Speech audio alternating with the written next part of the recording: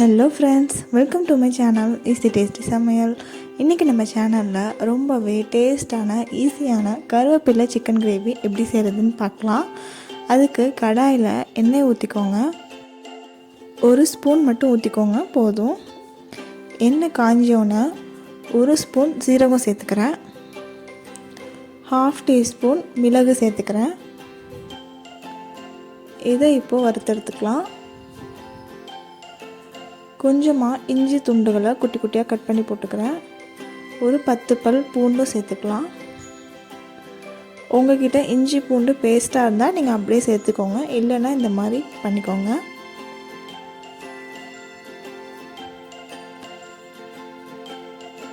அடுத்து 2 தக்காளியை இந்த மாதிரி அரிஞ்சு போட்டுக்கோங்க. சின்ன தக்காளியாக இருந்தால் 3 சேர்த்துக்கோங்க. இது பெருசாக இருந்தது, அதனால் நான் 2 சேர்த்துக்கிறேன்.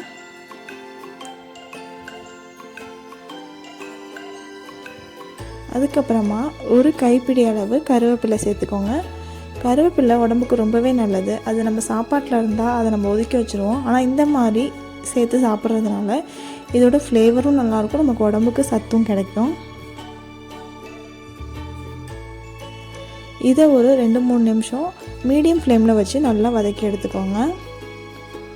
இந்த ப்ராசஸ் எல்லாத்தையுமே மீடியம் ஃப்ளேமில் வச்சு செஞ்சுக்கோங்க, ஹை ஃப்ளேமில் வச்சிடாதீங்க.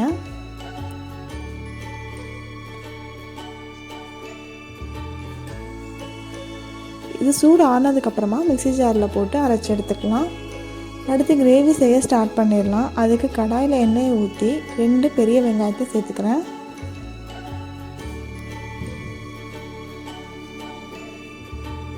வெங்காயம் நல்லா சாஃப்ட் ஆகிற வரைக்கும் வதக்கி எடுத்துக்கோங்க.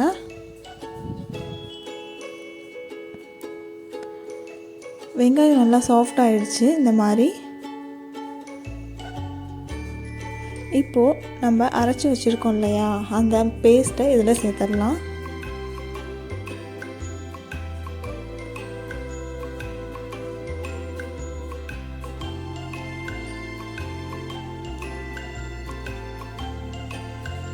இந்த மசாலாவிலேருந்து நல்லா எண்ணெய் பிரிஞ்சு வர அளவுக்கு நல்லா வதக்கி எடுத்துக்கோங்க.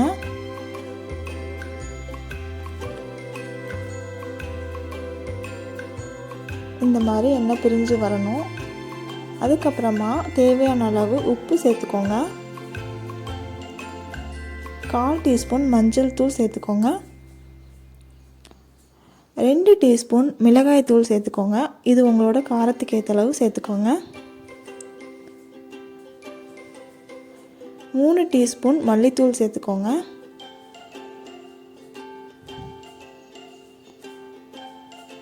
மசாலா எல்லாத்தையும் நல்லா கலந்து விட்டுக்கலாம். 1 டீஸ்பூன் கரம் மசாலாவும் சேர்த்து இப்போ எல்லாத்தையும் நல்லா கலந்து விட்டுக்கோங்க. மசாலாவோட பச்சை வாசனைலாம் போனதுக்கப்புறமா இதில் நான் ஒரு 1/2 kg சிக்கன் சேர்த்துக்கிறேன்.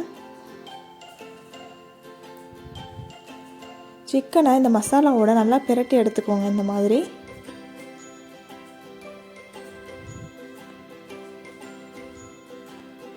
2 நிமிஷம் இதே மாதிரி இந்த மசாலாவோடையே இது வேகட்டும்.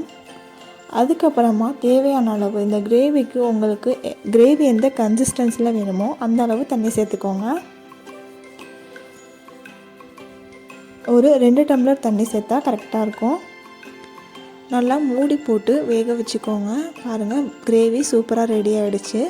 கடைசியாக மல்லி இலை சேர்த்து ஸ்டவ் ஆஃப் பண்ணிவிடுங்க. நார்மலாக எப்போவுமே நம்ம கிரேவி செய்கிறதுக்கு பதிலாக இந்த மாதிரி கருவேப்பிலை ஃப்ளேவரில் கண்டிப்பாக செஞ்சு பாருங்கள், ரொம்பவே நல்லாயிருக்கும். உங்களுக்கு இந்த சேனல் பிடிச்சிருந்தா லைக் பண்ணுங்கள், ஷேர் பண்ணுங்கள், சப்ஸ்கிரைப் பண்ணுங்கள்.